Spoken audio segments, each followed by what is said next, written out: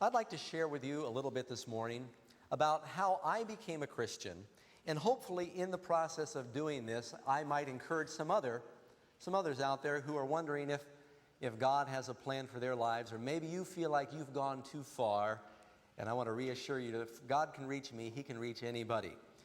I always like to open the Word, and so I'd like to share a couple of scriptures with you that I think will help catapult this little presentation.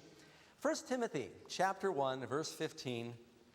This is a faithful saying, Paul said, and worthy of all acceptation, that Christ Jesus came into the world to save sinners, of whom I am chief. Of course, Paul said that before I was born. And I'm sure that he wasn't the chief sinner, but he felt that way. And sometimes we feel that way because we know ourselves, we know our dark secrets, we know the ones we've wounded. And you know, one of the first steps in being healed from that condition is recognizing that you are a sinner. I'd also like to turn your attention to 1 Peter chapter 2, verse 9. You are a chosen generation, a royal priesthood, a holy nation, a peculiar people, that you should show forth the praises of Him who has called you out of darkness into His marvelous light. Well, I'd like to spend some time talking about the one who called me out of darkness into His marvelous light. Now, the things I'm going to be sharing with you can be found in the book titled The Richest Caveman. And we're very pleased that the book is now going into about 10 languages. Pretty soon it'll be in 10 languages. It's in Spanish and Portuguese and French and English and Russian and Slovenian, and I've even lost track. But it's very exciting, the news that we're receiving about how many lives are being touched. I never had any idea that the story was that interesting to people. I shared it one day at a Christian camp meeting, and a school teacher started following me around and said, "You've got to put this in a book. You've got to put this in a book." And I said, "Well, I'm busy." And finally, I put it all on tape, and Marilyn turned it into a book, and we just praise God for the lives that have been changed and the reports that we receive. You know, I've learned that everybody wants to be happy. You cannot be happy unless you understand some basics. Where you've come from, what you're doing here, and where you're going. Would you like to know what the #1 most popular literature is that sells around North America? Anyone want to take a guess? It's not the Bible. Bible's the long-time bestseller. But in North America, the most popular literature are these supermarket tabloid magazines. Now, I know you don't buy them. You do read the titles when you check out, don't you, at the stand? And if you do buy them, don't let anyone know that, because your perceived IQ drops about 20 points as soon as someone knows that you buy one of these magazines. I bought a couple of them just so that I could Xerox. The covers were so ridiculous, and I was looking both ways hoping nobody was going to see me buying one of these magazines because they're ridiculous. One reason they're so popular is they constantly deal with prophecy. People are apprehensive. They want to know about the future. That's not the only reason. Sometimes people buy them because of the ridiculous, sensational, wild titles. So absurd. This one is half alligator, half human kills Miami man. I saw one a little while ago. It said, oil drillers in Russia drill too far and reach hell. Demons come out of oil hole. And, you know, they've got these bizarre titles, and some people, I guess, are gullible enough to believe that. But the main reason these magazines are so popular is they constantly deal with the lives of the very rich and the very famous. Because people think happiness comes from fame and fortune. If I could have more money, if I could be more popular, or they hope to live that life vicariously by reading about the rich and the famous. People are very intrigued with the movie stars and the millionaires. Now, the Lord placed me in an interesting family. My parents, first of all, I don't know how they ever managed to get together. You've heard the expression opposites attract. Never was it more true than with my mother and my father. My mother was Jewish. My father was from a Baptist background, but by the time they met, they were both pretty much atheists. You realize you can be a Jew by race and an atheist by religion. Well, that was pretty much my mother. And my father, after World War II, he had become very discouraged with all the death he saw. He thought, if there's a God, why is there so much suffering? And you've heard people ask those good questions. But he was a Republican, she was a Democrat, just the opposites. And their marriage didn't last very long, but I'll get to that later. During World War II, Dad Grew up very poor in Oklahoma. And during World War II, he was overseas. He was there for D-Day as a captain in the Air Force. And he had a number of adventures and harrowing experiences. A number of people in his squadron died. After he came back, he stayed in aviation. He was a flight instructor, among other things. He began to buy these World War II surplus planes. Matter of fact, he bought one in Hawaii, flew it by himself all the way to California, DC-3. You know how long that is? Like 24-hour flight. He said he would never do that again. And he got into the aviation business and became very successful at it. Outstanding citizen, New Miami, South Florida. By today's standards, I guess it's safe to say Dad is a billionaire. Nobody knows exactly how much money he has. He at one time owned 2 airlines, plus international air leases, leasing aircraft around the world. He leased aircraft to the military. He owned Aero Air and Capital Air and aircraft repair parts and hotels and land and different things at different times, and very brilliant businessman. He could be really ornery, I just want you to know that, at times, and sometimes very difficult, as successful people often are. But he had a big heart, a generous man.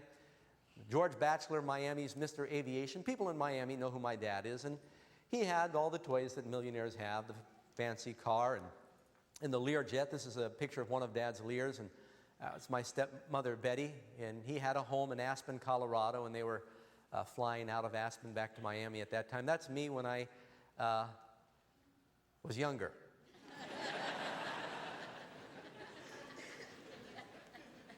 Dad's got a yacht. He still has that. This is his boat. It's called the Bachelor Party. This is the living room in the boat. It's really quite a ship. And you can take it out either fishing, or you can even water ski behind it. It's got its own water distilling kit where you can turn salt water into fresh water. It's a fascinating boat.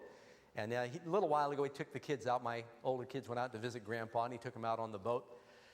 Used to race cars a few years ago. Liked to water ski, and an adventurous man, snow ski. Had his own race cars, and he would race in these Indy races up into his 70s, actually. And was a very good racer, and sometimes he would place. But in spite of his adventures and his success in finances, Dad, for the most part, did not strike me as being happy over the course of my life. My mother was his second wife. His first wife and child died in a plane crash. The plane flew into a mountain. And then my mother was his second wife. He had 2 children with her, me and my brother Falcon. And Betty, he's married to about 30 years, very sweet lady. She was Miss Kentucky. And that marriage fell apart. And just to give you an idea about my dad's success, most of you in New York City recognize Central Park behind this man. And it's Donald Trump. Now, you know what a prenuptial agreement is. When Donald's former wife, Ivana, divorced him, because she signed a prenuptial agreement, she only got $14 million. Well, when Betty divorced my father, she also signed a prenuptial agreement. She got more than $17 million. It was the largest divorce settlement in Florida's history. Just to give you an idea, the family I grew up with. Front page, Miami Herald business section. Then Dad married someone else after Betty. It says here in the smaller print, at 71, aviation pioneer George Batchelor isn't ready to descend. He runs one of Miami's most successful businesses, pilots jets, races cars, water skis, and is soon to take a bride aged 29. At 71, Batchelor going on 16. Now, I'll tell you, that was really an interesting phase in our lives and my dad's life. There's my brother Falcon. I'll say more about him in a minute. And his wife, Sandy, she's an attorney who works for my father, a lovely lady. That's my dad, and that was his 29-year-old bride, Mary Ann. Now, I'm 6 years older than Karen. Maybe some of you have been wondering. I'm high mileage. I look older than I am, and she looks like a child. Matter of fact, we went out to eat one time, and they thought the kids were her siblings. But she's only 6 years younger than me. My dad's wife was younger than Karen. Now, this gets really interesting. You have to stay with me. My father's mother-in-law was younger than me, and he was 78. When he married Mary Ann, his brother-in-laws were like 11 and 13 years old.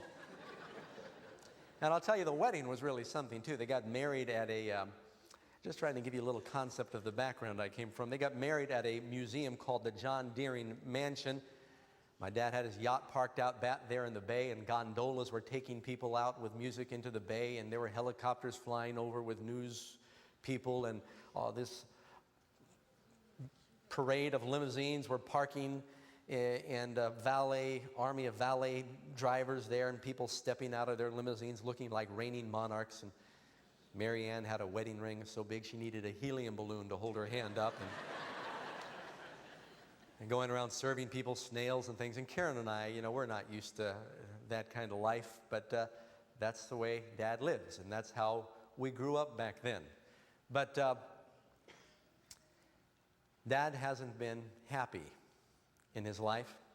For one thing, Falcon was born with cystic fibrosis. This is one of the last pictures that we have of Falcon. His health was failing at that point. I went out, you can see the birthday cake. This was at my birthday party, and went out for the birthday, and wasn't too long after that Falcon died. And I'll say a bit more about that later. But Dad's been around the world and knows a lot of movers and shakers. And he recently had a visit with the Pope, private audience, because he made a contribution, or he helped the Pope somehow with his millennial celebration. I don't know if he provided airplanes or what happened, but he said it cost him something to have a private audience with the Pope. And said he was a very nice, charismatic man. He was very impressed with his kindness and that he gave to millionaires. But in spite of all that wealth and all that money, Dad's always had so much stress. Karen, incidentally, is a physical therapist, and this day Dad had pain in his head and his neck, and Karen was trying to work the knots out. And last time we went to visit, his foot was aching, and she was trying to relieve his stress and his aches and pains. And most of my life, Dad has not been able to go to sleep unless he drank himself to sleep. Money does not make a very good foundation for happiness, and I knew this growing up. The Bible tells us that a man's life does not consist in the abundance of things that he possesses. If your treasures consist on what you own here in this life, Jesus warns us that thieves will break through and steal. Moth and rust doth corrupt, and these things just don't last. Now, on the other side of the spectrum, my mother, I told you, was the opposite. And she only had 2 children. My dad's only 2 surviving blood children were my brother Falcon and I. We were named after airplanes. I was named Douglas after the DC, McDonnell Douglas, DC craft. My brother didn't fare as well. He was named Falcon after the bird or the Falcon fan jet or something, I don't know. And he grew up with the name Falcon Batchelor, and the kids here in the public schools in New York City. And my brother, we didn't look anything like each other. He had freckles, and I've got olive skin, and he had brown eyes, and I had blue eyes, and he had a head full of red hair, and I have no hair. And but we were the same weight and the same height once we grew up. And Mom and Dad divorced when I was 3. She moved to New York City when I was about 6 years old. She got involved in show business, started out writing songs for Elvis Presley, and wrote about 3 songs for him, and she wrote for Andy Williams and Frank Sinatra and Frankie Avalon. And some of you older folks remember those names. The kids are going, can't remember some of those icons back then. But Mom was a successful songwriter. She was self-taught, taught herself to play a little on the piano and play the guitar, and she was an artist and a playwright. But most of her success was as a film critic. And I just threw a few pictures in of Mom with some people that you might recognize. Here she is with Muhammad Ali, and you recognize a younger Sylvester Stallone with Mom. And these people in Hollywood, the 3 Stooges, and you notice one of them, Curly's different here. That's Moe and Larry. I had a lot of fun. Mom did a program here in New York called Who's Afraid of Mother Goose? It was a musical, and she had all these famous actors that were in there, and she wrote the whole thing and wrote the music and had a lot of famous people. There's Rowan and Martin in their younger days before they became famous with their television program. And Warren Beatty, the next president. And Jimmy Stewart. You got Mom here with Bob Hope.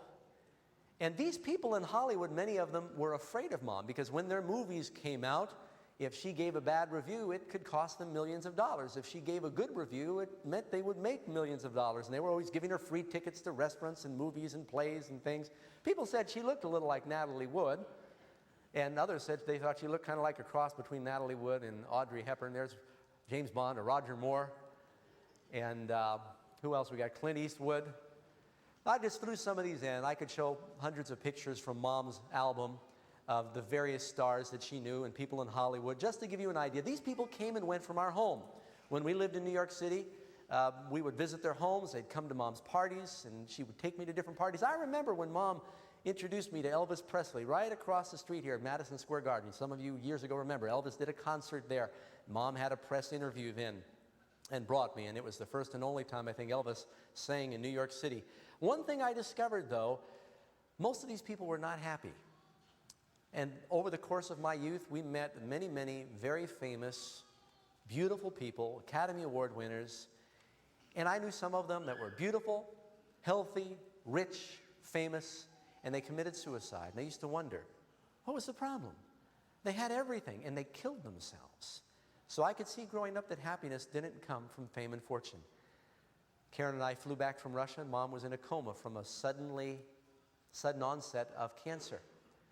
And when she died, we were there holding her hand, and nobody was there, no cameras, no film crew. All she got was a little obituary in the national papers. She founded the Film Critics, and I realized that happiness does not come from fame, and happiness does not come from fortune. Mom was a very beautiful person, but she would freely confess that she was empty. She used to call me when she turned 40 years of age and said, "Doug, I have no purpose for living. I'm thinking of killing myself." And I said, "Well, Mom, I'll tell you what's worked for me." I was a Christian at this point. I said, "The nice thing about suicide is you can always postpone it, but once you do it, you can't go back. So why don't you just postpone it as long as possible?" She told me years later, she said, "You know, Doug, that saved my life." And I said, "Well, it had worked for me at one time." Now, I told you that when Mom moved to New York City, I was about 6 years old. I went to 14 different schools growing up, partly because I went back and forth between Mom and Dad. Mom moved, I was born in Burbank, he moved to Miami, and Mom left California. She moved to New York City, and my brother and I bounced around between boarding schools and summer camps and our grandparents and our parents, and we always felt like we were getting in the way, that our parents were too busy for us. First military school I went to, I was 5 years old. And then our parents sent us to summer camp every summer because they were so busy with their careers. Mom was striving feverishly to be more famous, and Dad was striving to earn more money, and Dad's still working. 78 years old, he sold his business, and then he got restless, and he started buying more airplanes and working again. He just couldn't sit still. Workaholics, both of them. Went to New York Military Academy while I was living here in New York City, which is the strictest school in the world, strictest military school in the world. And there was a rule for everything. I was a cute kid, huh? And some of you going, what happened to him? You had a rule for how to fold your underwear and how to stack your books in order, and your underwear had to be 6 inches by 3 inches by 1 inch, and everywhere we went, we marched from place to place, and strict. Uniform had to be exactly aligned, and I want you to keep track of this. I was getting in trouble, and so they sent me to military school, not only when I was 5 years old in California, but again between 11 and 13 in New York. Plus, I went to PS 87 and PS 51. I went to Bentley. I don't even know if it's still open here in New York City, and Riverside, and Catholic schools, and Jewish schools. Now, my mother and father divorced, you see, and when I was living with Dad, he wanted to kind of goad Mom, so he'd put me in Catholic school. When I was living with Mom, she'd put me in Jewish school just to goad my father. And neither of them even believed in God. So I sort of had a pretty broad understanding of religion growing up, or distorted, whichever one you want. Well, I went from military school to another extreme. That summer, at summer camp, I got into a lot of trouble and got thrown into jail when I was 13 years old. And I was in and out of jail. I began to get involved in crime. And when I was living with Dad in Florida, he had a bar in the house. And Dad, to this very day, he drinks before he goes to sleep at night. And Dad would let me drink a little bit with him. But when he wasn't there, my friends and I started drinking more. And we started breaking into other people's homes.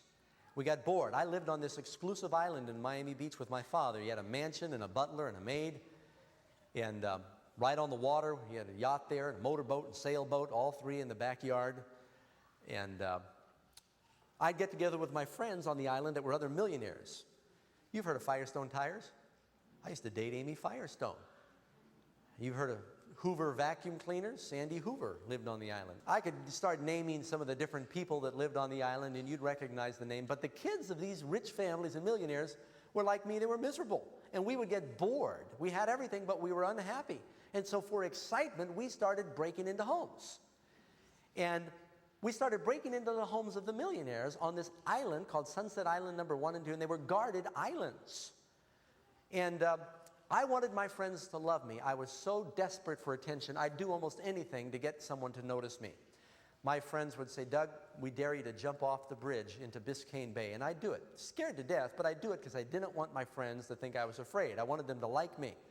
Or they'd say, Doug, I dare you to break into that house. So I'd do it. Then they'd say, we dare you to break into the house while we could still see the lights on in the kitchen and people walking around. And I was so controlled by my friends, so much wanting acceptance because my parents were so busy with their lives, I never got any attention from them, that I tried to get it from my friends.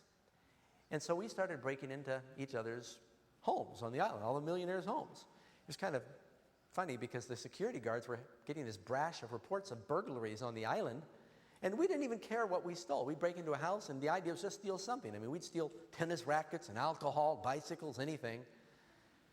They were patrolling the islands with police boats, trying to catch this band of thieves. They figured they were coming by boat, never dreaming it was the kids of the millionaires on the island stealing from each other. You know, during this time in my life, I just want you to know, I didn't really care about anybody because I didn't think anyone cared about me. Now, I know my mom and my dad love me, but they, like many parents, had trouble articulating that. And so, you know, I was so low, I had a friend that got a brand new bicycle for his birthday. I broke into his house and I stole his bicycle. I sold it to another friend who then painted it. It was a very expensive bike and even changed the serial number on it. I then stole it from him and sold it to another friend. Now you're laughing, but you got to think about it, is I didn't trust anybody, I didn't care about anybody because I didn't think anyone cared about me. Well, I started stealing, not just from the millionaires. I started breaking into homes. I started using more drugs. When I was living with Mom in New York City, one day she said, Doug, sooner or later, you're going to start using drugs out on the street. She said, I'd rather you do it here at home.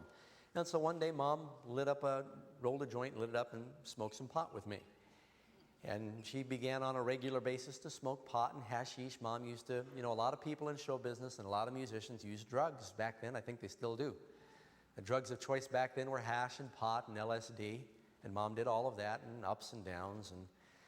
And she said, I want you to do it at home where it's safe, where I know you won't be in trouble. It became a pretty regular practice for Mom and I to smoke pot, eat ice cream, and watch TV 2 or 3 times a week. Now, Falcon had to move down to Florida because of his lung disease, because the air was better down there than New York City. When Falcon came to visit, he felt left out. Mom was a good cook. So Mom would make marijuana and hashish brownies for Falcon and I, and cookies. So, because he couldn't smoke pot. One day, Falcon and I took a bag of these to a school party and gave them to the teachers. See if we get the teachers loosen up a little bit.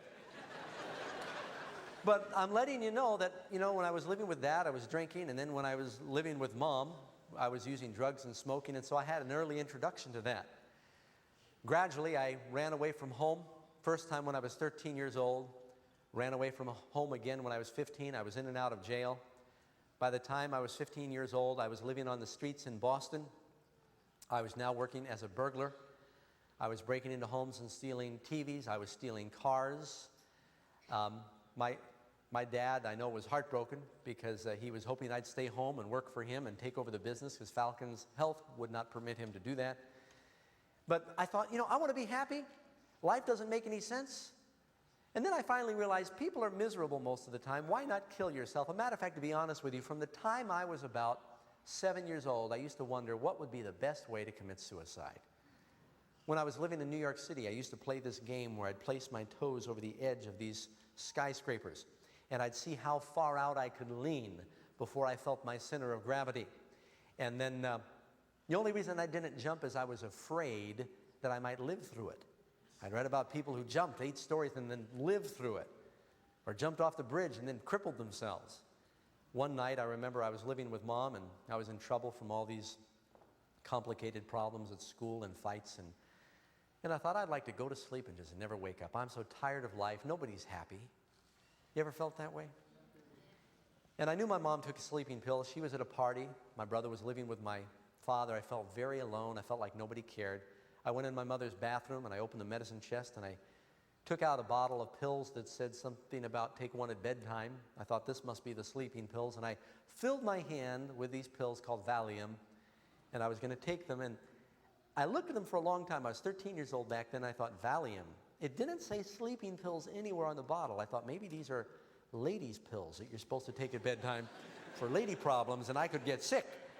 And I didn't want to get sick. I wanted to die, and that's the only thing that kept me from taking the pills that day. And I came so close to death so many times. Finally, when I was 15, 16 years old, living in Boston, I had a driver's license that said I was 18 years old. I was basically trying to kill myself through crazy living. I would steal a car with a friend. We would pull up to a policeman and ask for directions in a stolen car, hoping we'd get involved in a high-speed chase. And the policeman would just give us directions. Here, I'm 15 years old. I could barely see over the steering wheel. Well, during that time, while I was doing all this burglary, I had a part-time job as a security guard. And I know it sounds kind of peculiar. And a friend of mine, you know, I would guard places at night and I'd steal during the day, because really that was the best time to do it. You walk out of someone's house in the middle of the night carrying a TV, you look suspicious. But if you walk out in the middle of the day, they think you're moving. And the people were at work. But I never stole from the people I was guarding, because they trusted me. There was just something, the integrity I had learned somewhere, that they're paying me to guard, and so I wouldn't steal. Then when I was off duty, then I'd go steal from somebody else. And one of my friends who was a security guard found out about my day job. His name was Jerry. And I said, Jerry, are you going to turn me in? And he was into these Eastern religions, a very spiritual guy. He said, Doug, I don't need to turn you in. He says, your karma's going to get you. So what are you talking about? He says, whatever you do comes back. And you know, basically that's true. That is a teaching of Jesus that the Eastern religions stole. Jesus said, with what measure you meet, it'll be measured back to you. Do unto others as you would have them do unto you. Give and it'll be given unto you. Good measure pressed down. And so that principle is really biblical. I said, nah. I stole that apple, I ate it, it's gone. I stole that TV set, I got rid of it, nothing happened. He said, you'll see. Right after this conversation, I woke up in my apartment in Boston one morning. My door was open, and I looked around and my TV was gone, and my radio. I was really mad too. I called the police right away. I wanted them to track the thieves down. I was outraged. And I started to watch, and everything I did seemed to backfire. I would steal something from somebody, and then my friends were all thieves. They'd steal it from me. Or I would steal something. I was almost always high and drunk. I spent all my money on drugs and alcohol. And I'd hide it, and then I'd wake up and say, no, I know I stole some money or a stereo. Where did I put it? And I'd forget. Or I'd like risk my life to steal a stereo. I'd get back to my place huffing and puffing, and I'd plug it in. It was broken. I stole a broken stereo. And I started thinking, this can't be a coincidence. There must be a God. What finally convinced me was a little thing. I went to someone's home, and I stole a box of Krusty's Instant Pancake Mix. Now, the reason I did it is because I was very health conscious back then. It was the whole wheat variety of pancake mix, and I know this sounds crazy. Here I was drinking and smoking and taking LSD and using drugs, but I was a hippie, and I only ate whole wheat pancake mix because I wanted to be healthy. It's like you vegetarians that eat banana splits, you know. Now, I'm a vegetarian, too. I'm not trying to give you a hard time, but sometimes we're hypocrites. You know what I mean? We strain a gnat and we swallow a camel. Well, I stole this pancake mix, and there stamped on the top of the box, it said $1.19. This was back in the days before they had the barcode. That same day, some people came through my place uninvited. They took my brand new jar of Tang instant breakfast drink. Some of you remember that stuff, that powdered orange juice stuff. And they drank the whole thing. And there by the empty jar was the white lid, and stamped on the white lid in blue, it said $1.19. And I looked at my newly acquired pancake mix, and it said $1.19. And I thought, crime doesn't pay. There must be a God. I stole someone's pancake mix. I lost all of my Tang. They both cost $1.19. And I thought, this cannot be a coincidence. There must be a God. Now that scared me. Once I realized there was a God, I thought, maybe there's a heaven. Maybe there's the other place, and I knew where I was tending. I thought, I better find out about this. So I would surf through the channels Sunday morning and watch the different religious broadcasts. That's how you find out about God, right? Well, one thing I noticed on the news, it said the Protestants in Ireland are killing the Catholics, and the Catholics are killing the Protestants. I thought I heard Jesus say somewhere, love your enemies. They're blowing each other up. Christians, they're all hypocrites. It's my mother, my dear Jewish mother, had told me. They start all the wars. They're all hypocrites. The Bible's a fairy tale. So I quickly swept aside Christianity. I'd go watch the TV programs, and all the ministers were begging for money. And so I got involved in searching for God, and I began to look through a whole spectrum of religions, and I sort of turned it into a big hodgepodge. Got a little bit into Buddhism. I remember I was hitchhiking around the country, and I went to a Hare Krishna temple. I went because they promised you a free meal if you went to their services, you know, like a Christian mission. And so we went to their services because we wanted the free food. My friends and I were living on the streets in Santa Monica, went to the Hare Krishna temple. Their service involved jumping up and down for an hour and a half and going, Hare Krishna, Krishna Krishna, Hare Hare, Hare Rama, Rama Rama, Hare Hare. I never forgot it because they did it for an hour and a half. And all they gave us was yogurt and raisins for all that jumping up and down. And I knew I wasn't going to join that church. They wore pajamas, and the only place I couldn't grow hair is where they had it. And so I thought, oh, this isn't going to work. But I just was searching for God. I got into transcendental meditation, trying to find God and through my inner self. And I tried to mingle my Jewish roots with some of the Eastern religions. And I just sort of was making one big old potluck out of all the things that I'd been studying, taking the things I'd learned from Catholic school and the Jewish background and the Eastern religions, and I sort of invented my own religion. I got into the New Age movement, took a course in Silva Mind Control, where you channel your inner self and get down into your alpha brain levels, and you can heal people from a distance. You perform these surgeries in your mind, and you can win lotteries. It's got other benefits and all kinds of things. And I was searching for God. And the thing is, the Lord knew that I was searching. Amen. I tried about everything. Well, about this time, Dad flew up to Boston. And he said, Doug, please go back to school. I thought I was a big shot. 16 years old, I'm walking around the streets of Boston. I'm wearing a weapon. I had my own apartment, had a handful of money. And Dad said, please, go back to school. Doug, you need an education. You're a bright kid. You're wasting your life. And he pled with me. He said, I found a school. You'll love it. It's on a boat. And it sails around the world. And there's girls on the boat. And actually, it was 2 boats that sailed together called the Flint School Abroad. And you know, I was getting kind of tired of living on the streets and hitchhiking around and running from police. And I'm cutting the story short, friends. I can't fit the whole book into just 50 minutes. But I've been in and out of jail. I've been shot at, and I've run from the police and had a lot of very sad experiences. It wasn't as exciting as you may think. I was very unhappy. Thought about suicide often. And Dad said, Doug, go back to school. You know, I should probably stop here and tell you something. Just before I went to Boston,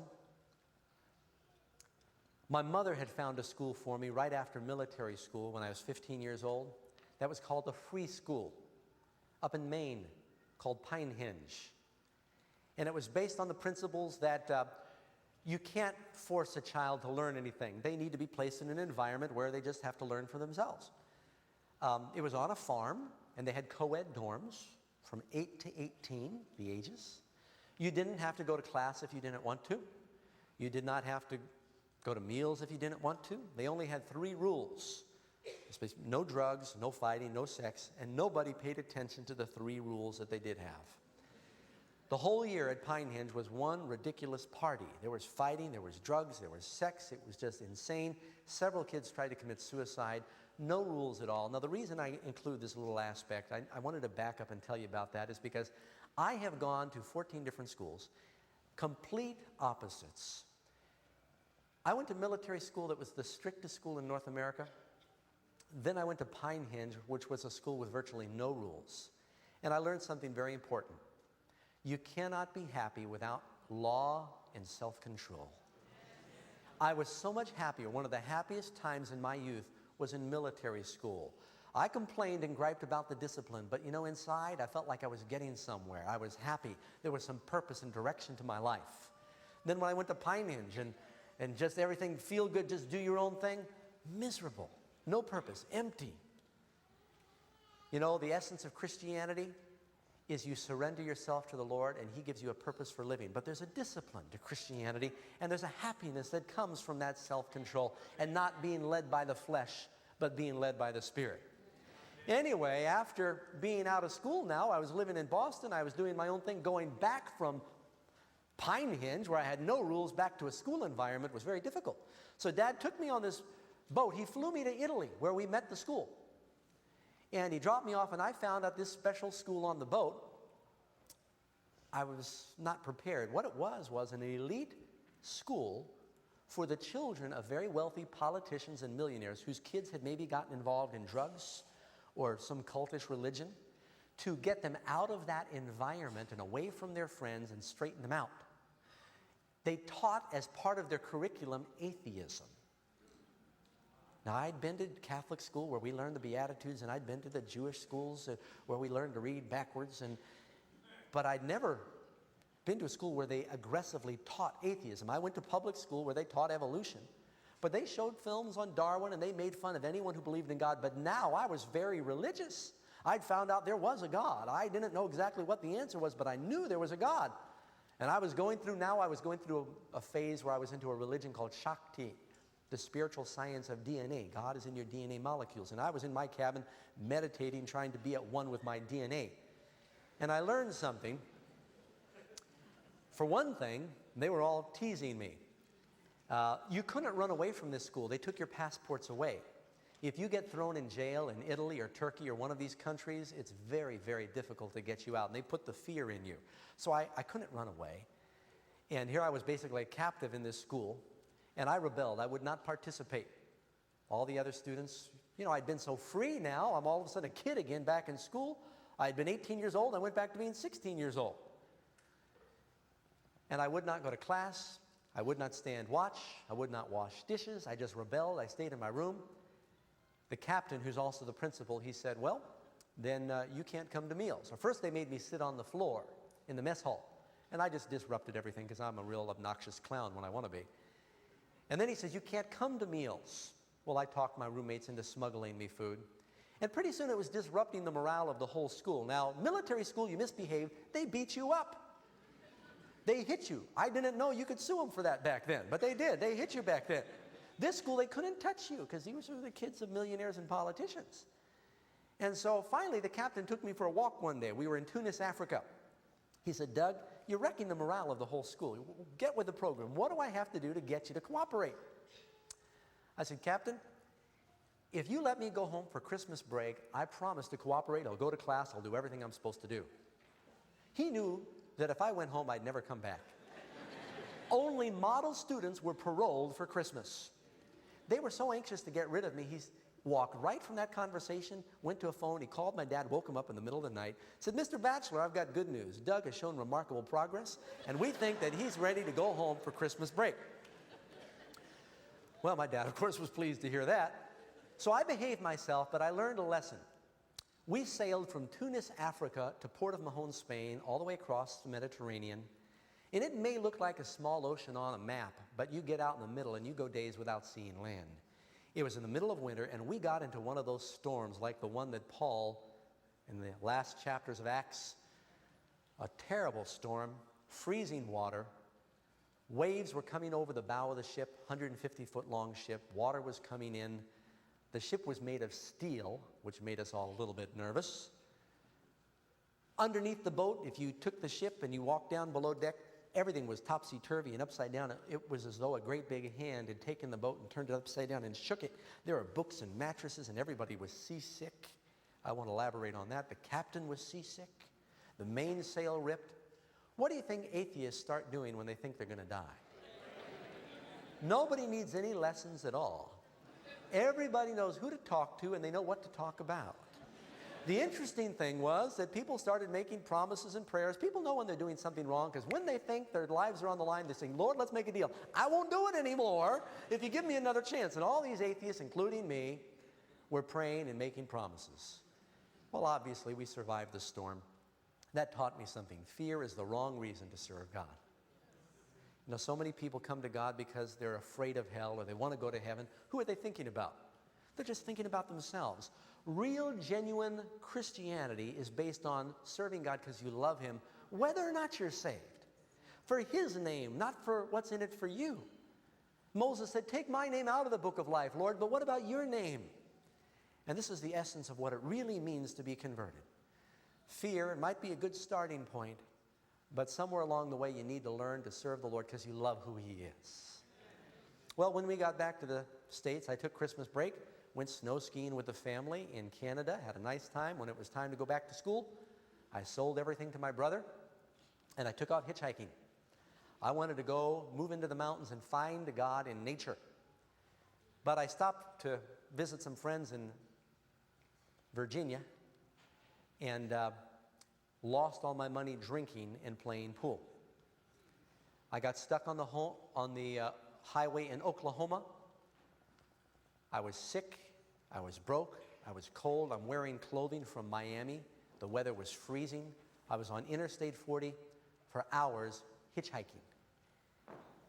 And you know, you stand there and these cars go by hour after hour. You get very lonely. You start wondering if anybody cares. I'd see these people going my direction. They got the heater on. They got this big roomy Cadillac, and you're going like this. And I'm basically begging them for a ride. And they would pass me by. Finally, I'd get down on my knees, and I'd beg like this, that somebody would give me a ride. And in my desperation, I finally got to the place where I prayed. And I asked God for 4 things. And I said, Lord, please help me. I know I've been a rotten person. I've hurt a lot of people. I said, but please give me a ride to where I'm going. I had 2,000 miles to go. Help me get some food. I was hungry. Third thing, I prayed for a ride. I prayed for some money. I was broke. And the fourth thing, I prayed for a ride with somebody normal, because I kept getting picked up with these people who had ulterior motives, or they were drunk or high. Got picked up by this one person who was drunk. He said, hey, I can drive at night without the headlights. Watch this. I got picked up by these college students that were smoking so much pot in the car that they lost visibility, and they went across the interstate into oncoming traffic. You think it's dangerous to pick up hitchhikers? I've got news for you. It's dangerous to hitchhike. And so I said, Lord, give me a ride with somebody normal. Right after I prayed, I'd been there for 8 hours. The next vehicle was a white van. He stopped. Next vehicle that went by, screeched on the brakes, he stopped. He picked me up. He took me 2,000 miles to the door of where I was going in California. He fed me all the way there. I didn't ask him to. Gave me $40 when he dropped me off that I didn't ask for. I also did not ask him to preach to me all the way from Oklahoma to Palm Springs, California. He was a born-again Christian, and he wanted me to be one too. And I had a choice. I had to either listen to him or jump out. Incidentally, I've learned, you know, I pick up hitchhikers because I spent so much time hitchhiking. And if you do this, I'm not telling you you have to do it, but I do it. If you do this, here's a little suggestion. When you pick up a hitchhiker, wait until you're going about 60 miles an hour before you make your gospel presentation. Then when you ask them if they want to accept Jesus, accelerate and look at them. And don't look at the road again until you get the right response. And I've had a lot of people find Jesus in my car. You'd be surprised. Well, this fella dropped me off in Palm Springs, and I had to listen to him, but I thought the Bible was a fairy tale. I moved up into the mountains at this time, and I moved into a cave in the hills high above Palm Springs. My brother took this picture. He came up to visit me one day. Way back in these desert mountains, I decided to find God through nature. And it was pretty high. I used to have to climb 4,000 feet above Palm Springs, which is about sea level, then back down another 1,000 feet. It was a very steep, dangerous, grueling hike. The mountain that I lived on was Mount San Jacinto, which was 11,000 feet tall. And my cave was located, right, see where that dark spot is there? About halfway up the mountain, right there in that crevice, that V is where my cave was. Make a note if you think you could ever find it. But I lived up there about a year and a half like a hermit. Took off all my clothes, wanted to find God through nature, and that's what everybody was doing back then. And it was a beautiful cave. As far as caves go, I had a stream that ran right beside my cave, and I was very neat. I had learned to be neat in military school, and so I kept everything in its place and had my food in buckets because the animals would eat it otherwise. And had to, you see, I had some of the stuff hung up on the pole. The squirrels there used to climb after my food, and so I used to hang my fruit up, and I had a little fireplace and a little bedroom cave in the back that you can't see right now. One day this cat showed up named Stranger. I named him Stranger because I didn't know where he came from. He stayed with me for about a year and a half. At night, he'd come up to my sleeping bag. In the wintertime, it'd be so cold, and he'd push on my face after he was done hunting. I'd open up my bag, and he'd crawl down by my feet and purr. Had a hot water bottle down there by my feet. One day, Stranger got into an argument with a skunk out there in the woods somewhere, and he came running into the cave, and he jumped in my lap with a skunk chasing him. You never seen a human move so fast. I had a lot of adventures living up there, but the miracle is there was a Bible in the cave when I moved up there. And at first I thought, nah, the Bible's a fairy tale. So I left it on the shelf. Once or twice a week, I would hike down into Palm Springs. I'd put my clothes on. I did forget one time. That's another story. And I would play the flute, or I would panhandle out behind the market. And I'd dig in the dumpster behind the market, beg for money. When my dad found out that I was digging in the dumpster, it broke his heart. Here he worked hard all his life so his kids would not have to suffer like he did during the Depression.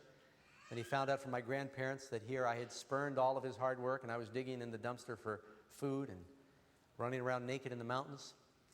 I've often wondered how our Heavenly Father feels when, after all He's done to buy us real happiness and eternal treasure, we go to the garbage of the world for satisfaction. And it breaks His heart. Finally I thought I better pick up that Bible and start reading it. Someone asked me one time, was it a Gideon Bible? Did the Gideons put it there? After they do all the hotel rooms, someone thought, then they go and they do all the caves next. No, it was a King James Version. And I didn't understand everything I read, but I understood the most important things. First I got in the New Testament, or the Old Testament. I kind of got bogged down there in Genesis and Exodus with some of the numbers and the temple furniture. Someone said, read the New Testament. And every morning I'd eat banana bread. I had my own little oven, and I read through Matthew, Mark, Luke, and John. I didn't want to believe it. The Bible went against everything I'd heard and learned all of my life, but something was burning as a strange warmth in my heart, and it said, this is true. And I said, it can't be true. This is true. This is true. Now, I didn't understand everything I read. I got to New Testament, and every time I saw the word brethren, this is the King James Version. I grew up in New York City. They don't even speak English in New York City, let alone the King James variety of English, right? Whenever I saw the word brethren, I thought that said breathin'. And it would say the breathin' gathered together. I thought, that's heavy, spiritual term. You'd be surprised how much breathing they do in the book of Acts, too. A lot of breathing there. But I did understand the two premier things. And that is that I was a great sinner and Jesus was a great Savior. Finally, I got on my knees up there in the mountains and I asked the Lord into my heart. And He forgave me. And He gave me some purpose for living. It wasn't long after this, I said, Lord, thank you I felt this burden of guilt. All the sins I'd committed had been forgiven. I said, give me some purpose for living. And incidentally, when I came to the Lord, I was as far away from God as anybody could be. I was running around up in the mountains naked, cursing, long hair and a beard, eating out of a garbage can, using drugs. I was still panhandling and stealing and miserable, trying to find happiness the world's way. But God accepted me just like I was. And He began changing me. I was a mess. I was a big zero. But God accepted me. And He began giving me a purpose for living. I was up in the cave and I said, Lord, I want to tell other people about You, but I don't know how I could tell others about You up in the cave. But You're God. Give me an opportunity to tell others about You. Well, about that time, Mom was working as a film critic in Los Angeles. She talked to a news anchor for NBC called Bill Applegate. They flew a helicopter up to my cave way up in these desert mountains. They interviewed me, and it was on the news 3 times that day, and I got to say something in this interview about God and how He had changed my life. And I had just asked God for an opportunity to witness. I was thinking some campers were going to hike by. And here he gave me national exposure. It's on 3 times that day. My friends in jail told me they saw it all 3 times that day. I had to go down and borrow a hotel lobby TV in order to see it. Had to hike back down. But God worked so many miracles for me. And now I'm happy. And now I've got purpose for living. You know, I have fun now. I want the young people especially to know. Some people think Christians don't have fun, that the drinking and the drugs and the wild living is where the happiness is. It's a big lie. I have so much more fun now than I ever had in the world. My kids and I hiked up to the cave. You can see how rugged it is not too long ago. We go back every couple of years, and I show them where it was that I used to live. I like the adventures. That's part of our family up on the mountaintop with Karen and Rachel, little Stephen, Micah, and Daniel. Micah's 6'2". We don't know what happened to him. This is the whole Batchelor clan there. I've got 6 children, and that little one in my lap is my grandson. My daughter Rachel has a grandson, so when Karen and I gave birth to Nathan, we gave birth to an uncle because he's a little younger than his nephew. So that's the Batchelor tribe there. That's Cherie and Mike and Daniel and Rachel. We have fun. We like to hang glide and jet ski and snow ski and water ski and what else do we do, dear? 4-wheel on the 4-wheelers, and we go kayaking in our family. There's John and I fly. And John Lomacaine and I went flying one day. You can see we're paying close attention to the instruments here. Angie took that picture. I think that was on landing approach, too. One of my favorite things is I like to run heavy equipment. Up at our ranch, I got a backhoe and a bulldozer, and I like pushing dirt around. But I have fun, and I want you to know that Christians can have fun.